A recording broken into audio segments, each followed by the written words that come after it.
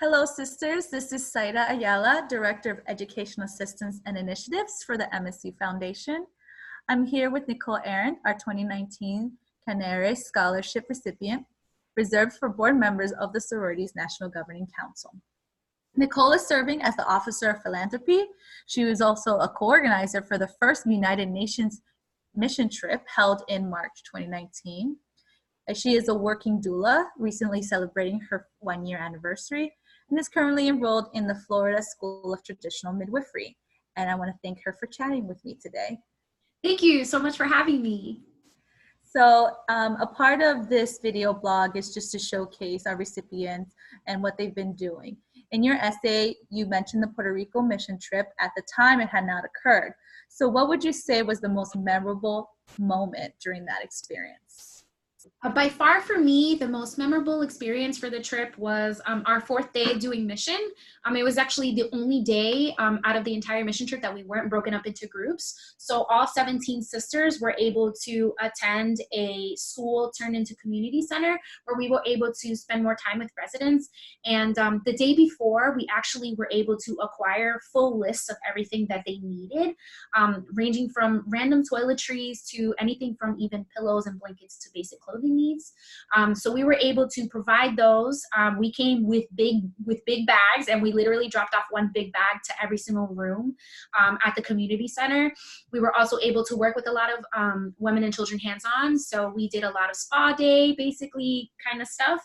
So we did face masks, we did nail polish, we did massages, we did hair, and it was really the most hands-on experience that we were able to partake in with the residents there. And it was the most impactful both for them and for us, because we knew directly that they were receiving something special from us, because that was the first time they even told us that they were having hands-on interactions with volunteers that came to help them.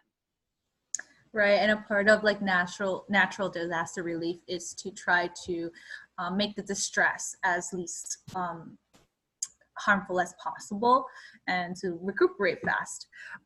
So we're very grateful for, as the foundation, that was organized and that you were part of that, to take the initiative to really propel that movement forward. So as a follow-up, what would you say is one of your future philanthropic plans for the sorority? Like, what direction would you like to take this Officer of Philanthropy position? Ultimately, I do want it to be a hot seat. So I want, like, when my time in this position is over, for people to vie over it, because it's really, in my opinion, I think, well, obviously every single position is important, but my position has the potential to touch a lot of people. So for me, my basic thing is to try and provide support to as many people as possible. One thing for us, obviously, because To Write Love on Her Arms is our national philanthropy right now, is just to kind of try and maintain and bring awareness to more mental health, both for us, for our sisters, and for our general communities and universities. I am a strong believer that in doing for others, we also do for ourselves.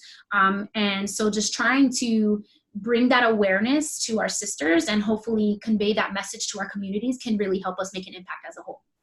Yeah, I agree. Building that compassion for one another, and that we're all human and we struggle sometimes. So we can be that support system for one another and for our communities, like you said. And lastly, you're also embarking on a new career path in midwifery. So what would you say are the most important aspects of care that you would like to bring into that position and job? So 2 things are really the most important for me. The number one thing is informed consent, because as a society, we don't know what we don't know. And sometimes, unfortunately, medical providers can sometimes set up clients for failure by not really giving them all of their options. So for me, the most important thing is just to make sure that anybody that I interact with has all of the options that are available to them at their fingertips, so that way they're able to make the most informed and because these decisions that they make are for their families and for their children. So these are some of the most important decisions that they're ever going to have to make. And so in order for them to really do that with the most confidence, it's important for at least me as a medical provider to make sure that they get as much information as possible, so that way they can feel as confident in their decisions as they possibly can. My second thing, obviously, is making sure that anybody that I interact with is immersed in a safe space. Unfortunately, and it's not just me, it's many people can be, especially women of color, can be impacted by whether intentional or unintentional systematic racism in which they don't feel heard, they don't feel spoken for, they don't feel advocated for.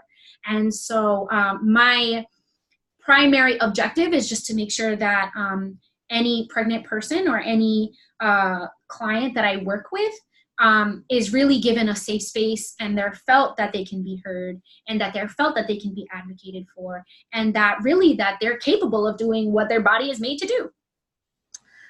And so, I mean, as a woman of color myself, obviously I'm appreciative of that, and that and having providers like yourself that will make that a priority.